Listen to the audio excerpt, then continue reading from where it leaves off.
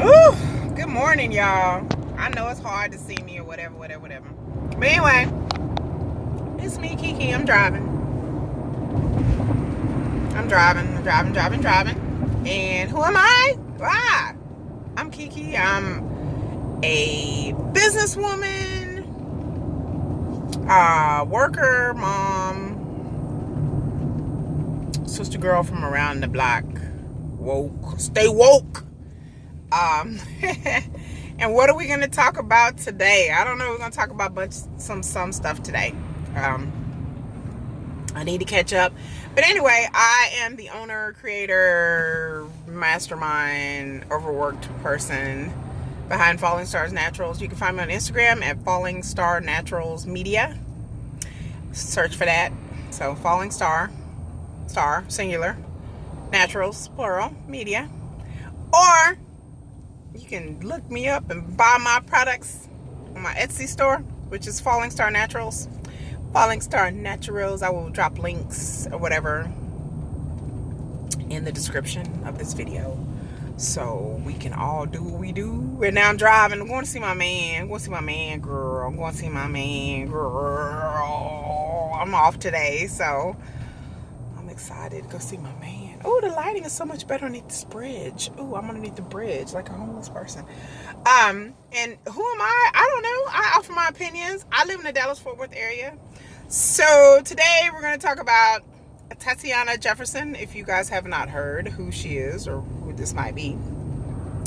This lovely young lady, I believe she was 28 years old, black sister, who was a victim of a police shooting recently, like a week and a half ago, in Fort Worth. So I'm going to give you a perspective of somebody who's local.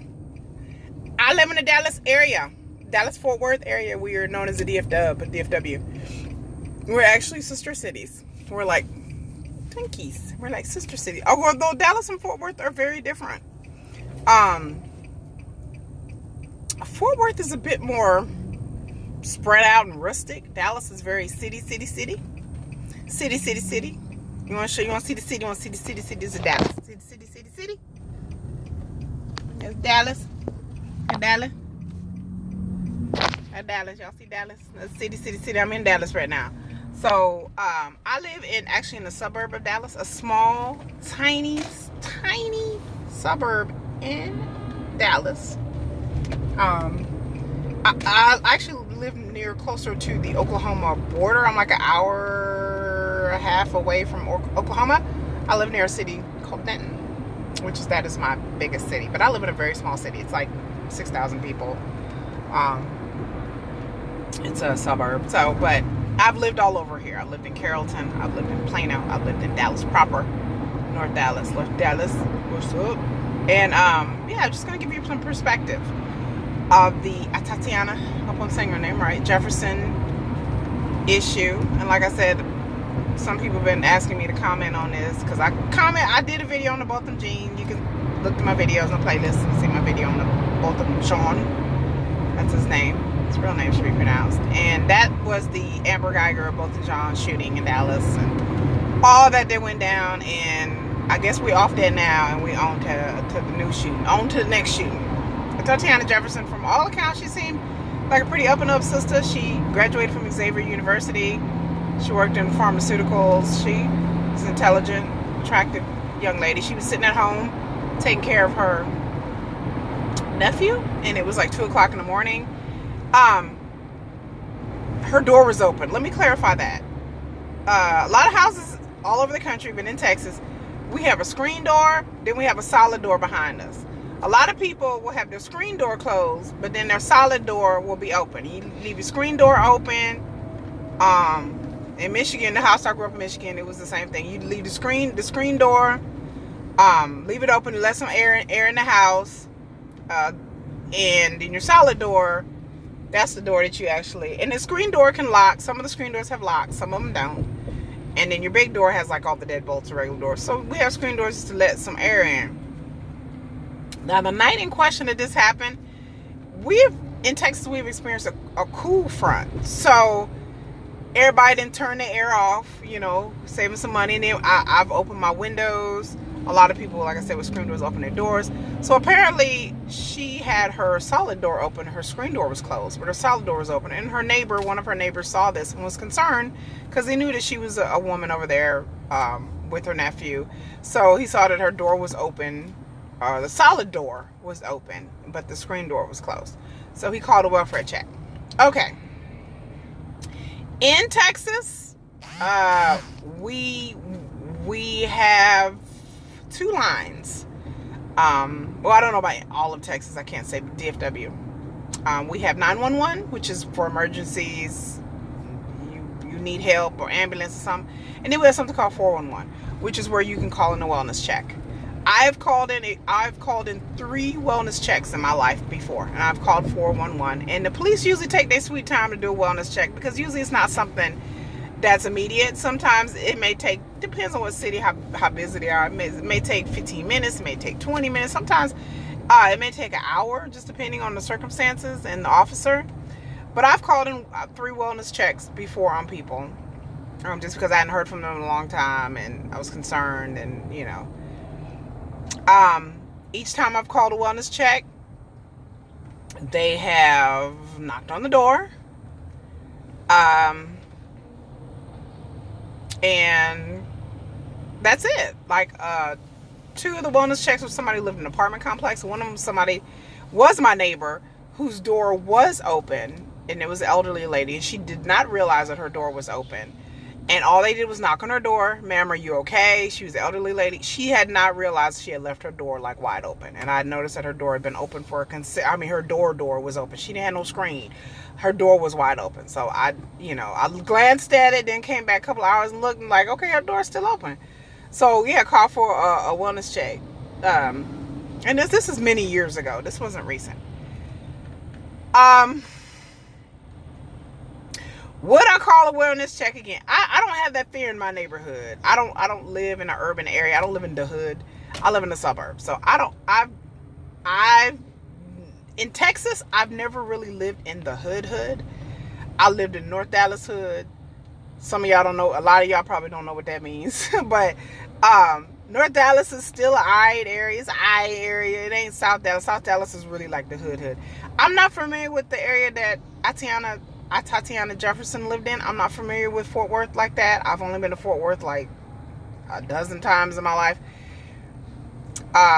So I'm not familiar with the area that she lived in. I don't know if it's a hood or not. Looking at the houses and the stuff I've seen online, yeah, it look a little hoodie. It look, not saying anything. She was taking care of her mama. Her mama probably lived in an older house in an older neighborhood in Fort Worth. And usually a lot of times an older neighborhood usually means a neighborhood that's predominantly Hispanic or black. So looking at the houses in the neighborhood looked like older houses. So it kind of looked like the slab. Looked like older neighborhood. I don't know the demographics. And I don't know these people, but I'm just taking a stab in the dark. So take that with a grain of salt. But so I promise you that if her mom or the house that she was at was in the suburbs, there probably would have been a different reaction.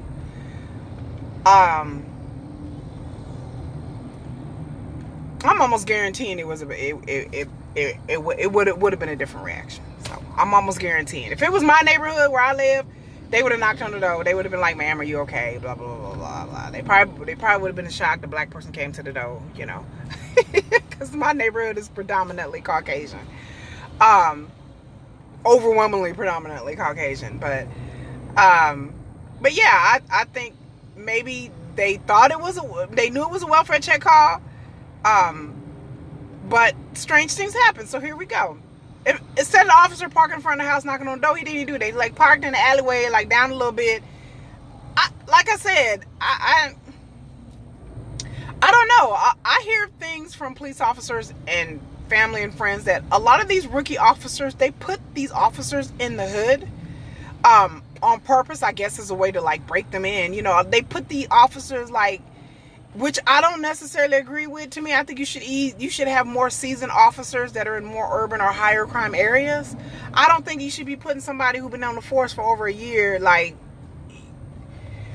in an area where it's popping off. You know, like I don't think he knows how to handle that.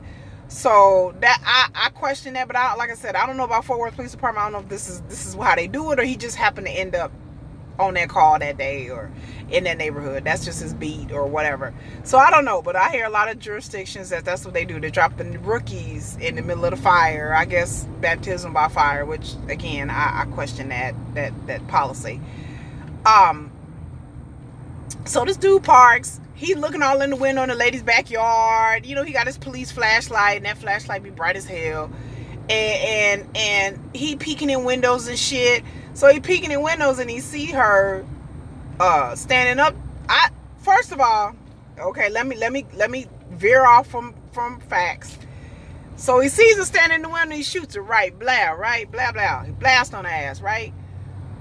Okay. From they released the body cam video, well, not all of it, like a minute or so of it, right? And supposedly she had a gun in her hand or the gun in the house. Okay, first of all, like me and my man both said, okay,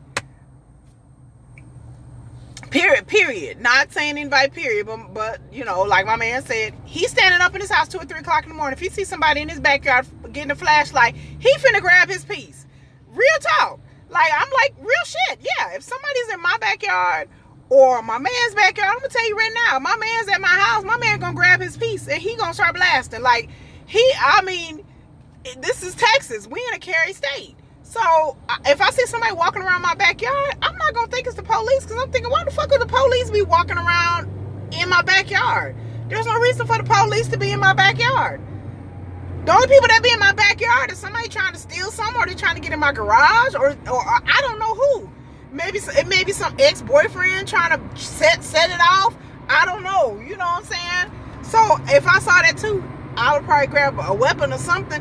You know, so I don't really blame her for that. And even if she did have a gun, which it's kind of suspect whether she had a gun in her hand or not, but even if she did have a gun in her hand, she's within her legal right to have that gun in her house, in her hand. Okay?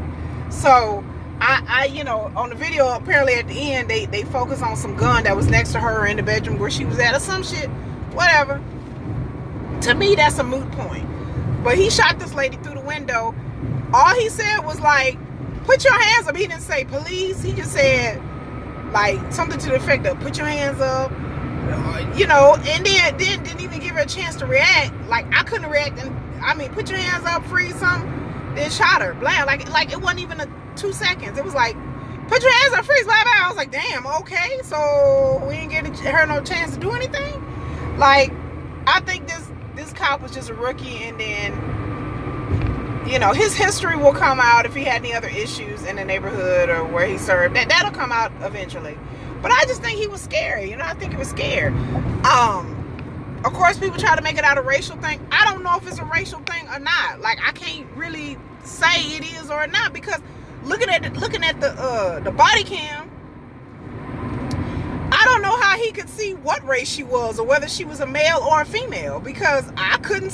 He had a flashlight in his hand, a gun in his other hand. I'm like, to me, it just, I mean, he could have been shooting at a dog, or he could have been shooting at a mannequin. I mean, hell, I don't think he even saw what he was even shooting at. From what I've seen, I'm like, I don't think he could tell whether she was black, white, Hispanic, male, female, alien.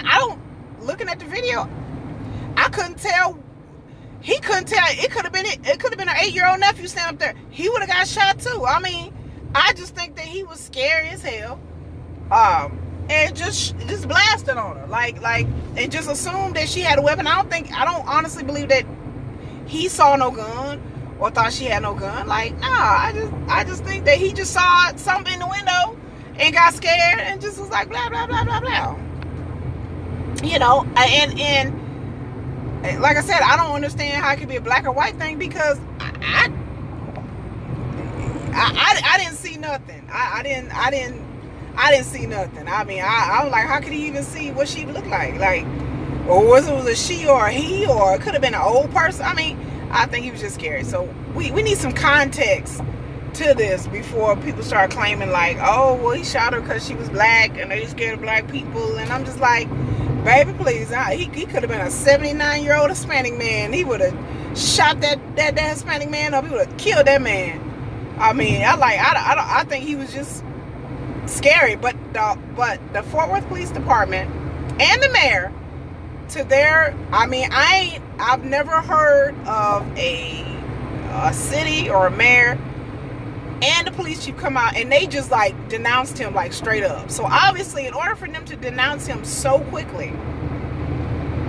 and so straightforward, I'm saying that he obviously disobeyed police procedure all the way around. Because, you know, police gonna protect their own. But this time they came out, they was like, look, he filed in a motherfucker. We was gonna fire him, but he resigned. Yeah, so for them to come out and say that quickly, they knew that he had violated probably several police procedures, and that will come out as well. So some of these police shootings, I'm a little or police, not even shooting, police killings, I'm a little dubious about. I'm just kind of like, well, you know, or I see videos and I'm like, well, they look like they kind of resistant. Because, you know, but this one is definitely, to me, a clear-cut situation of a police being overzealous and scary. And he was young. He was a young guy, like 28. But like I said, I'm not going to call him some stone-cold racist or something or whatever. Not like that police officer in the Laquan McDaniel. That case, that dude, he trying to sue the city, because he don't have, he didn't get me started on that. Because, well, what, he can't, I need to feed my family, even though he didn't got $1 million worth of donations. Miss me with that bullshit, okay?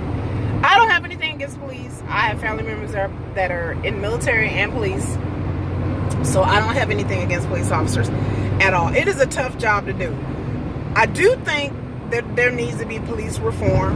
I do think that you should be a police officer at 21 and up. I know it's hit or miss, depends on the city, the county, the state, because some police departments have more training than others. Some of them just don't give a damn. They hire you at 18 years old, you can't drink yet. They ready to hand you a motherfucking gun. But I mean, just like the military, like I think the police should do the same kind of training that the military does. And the military does a thorough job of bringing you on base every month, you know, going over new procedures and new training, and that's what they do, and that's what police officers need to do. They need to go through constant training all the time. You can't have somebody that was a police officer, that been a police officer since 85, and he's still dealing with people like he dealt with people in 85. Things have changed. Times have changed. And I know a lot of jurisdictions, they do not have any kind of continuous training. There need to be psychological training. There need to be college training. There need to be socio-economics training. Like, in order for you to have a gun and you be able to take away somebody's life, you have that great responsibility. You should be trained to the utmost to be able to handle people. Because, I mean, to be honest with you, you know, you dealing with some of these dudes who are young. Some of these dudes, they've only dealt with the people in their neighborhood. And that applies to everybody. You know, you got these dudes that come out of police academy, and police academies are what? Someplace 6 months, someplace 4 months, someplace 8 months. I mean, and they teach you how to use a gun and firearms, but they're not teaching really the psychological mindset of criminal and crime. How to deal with people who are mentally ill. How to deal with people who are different than you. There need to be more community outreach with the police departments in certain urban areas and certain communities. I don't advocate that people should police their own neighborhoods, because a lot of these people that are coming out of police academy, they not living in the hood, whether they be black, white, Hispanic, Chinese, whatever. They not living in these urban neighborhoods and becoming police officers no more like they used to be. I have respect for what police officers have done, what they do. I couldn't do it. I'd be one of them police. I'm gonna be honest with you, keep it real with y'all. I'd be like police brutality like a motherfucker, because I have no patience with people. I couldn't be a nurse. I couldn't be any kind of public servant, teacher, nurse, police officer, doctor. I just can't. I don't have that mindset, and I recognize that about myself. So I'm an accountant. I'm in that profession for a reason, because my mind and my attitude is just too foul. So I'm a creative person. I need to stick to that. I'm not a people person. So I understand that you got to be able to deal with people to police them. And you're going to put yourself in, sometimes you're going to be in combat, you're going to be in war zones, you're going to be, you're going to experience all kinds of shit. So they need to be trained. They need to be trained. I just think that you get people who've never been around black people before, who've never been around Hispanic people before, they just live in a world where the only thing they know about black people or minorities is what they see on TV, movies, anecdotal information here and there. And then, life ain't about that. Life is about experiencing other people, about sitting next to other people, breaking bread with other people. And I think that's the problem in America as a total. So it's not just about, it's not just about black and white thing. It's just about life experience thing. Like I've spent my life trying to get to know other people. But I realize that most people ain't like me. You know what I'm saying? I'm naturally curious. I try to instill in my kids to stay curious.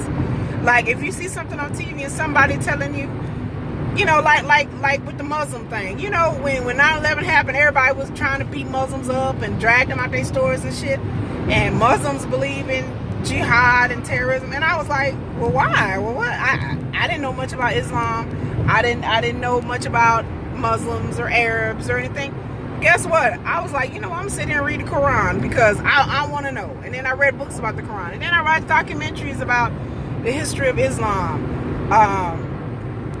American Islam. I didn't know much about Elijah Muhammad and all this stuff. Stuff I've heard. I had friends that was like, when I was growing up as a kid, there was Muslim kids in our class, Nation of Islam kids. I didn't know much about that. How does that differ from mainstream Islam?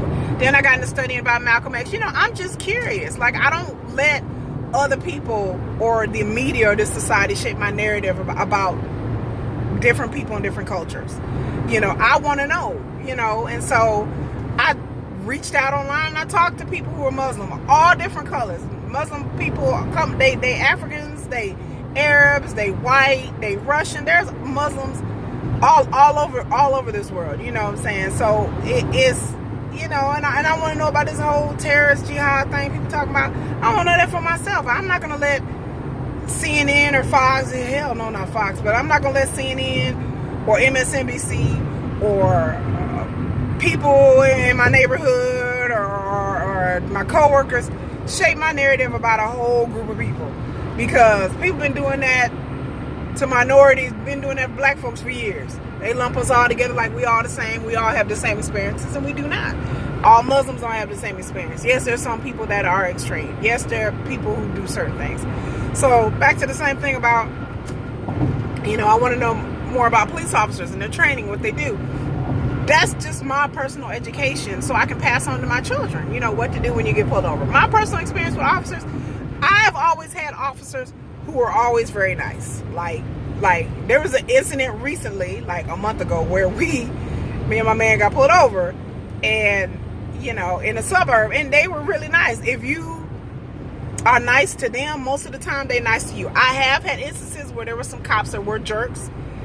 But it hasn't been in Texas. It's for some reason it's always been other states. So in Texas, we don't really have a really big, at least that I've known, people that I'm friends with, we don't have really big instances of police brutality. So, which is fortunate, because you hear a lot about Chicago and New York and a lot about California. Good God, LAPD is notorious. But in Dallas, Texas, we don't really have that many instances of blatant, police may kill somebody because they jumped a gun, but instances of police beating people, police planting guns and drugs. Not saying that don't happen in the Dallas-Fort Worth area. I'm sure it do. But we just don't have a lot of that here. So that's my take. So subscribe, share, comment. Coming from somebody local. People try to throw Texas under the bus. It's real racist here. I'm from Michigan. I can tell you it's not real racist here. That the people here, people cool. People, they do their own thing. People ain't I'm from the East. My family members live in Chicago and, New York, Illinois, Ohio. And, people there are a bit more in your face. People here are much more cordial. People really won't you know, have the need to come up to you and say shit to you like people in California or the East Coast. Them people, I watch videos, people coming up to people and cussing them out and calling them the N-word. Like, we don't really have that here. Like, you know, people pretty much like stick to themselves. People are very cordial and friendly, at least to your face. Now, they probably talk shit about you behind your back, but you know. But at least in Texas, I can say it's like a nice friendliness. And I haven't had any instances, like blatant instances of racism or prejudice. People say they have instances. I haven't seen that here. At least, knock on wood. At least not yet. Like, I haven't really seen all that. So, but yeah. So that's me. That's Kiki. Like I said, like, subscribe, comment, share this video, upload this video. Do whatever you want to do with this video. Disagree, you want to comment below. You say no, that's not how it is. I'll be like, okay. And I promise I'm gonna post more videos. But until next time, folks, I'm almost at my exit. I'm finna go see my man, so shh. So I'm excited. But anyway, peace, love, and soul, everybody. Bye. What?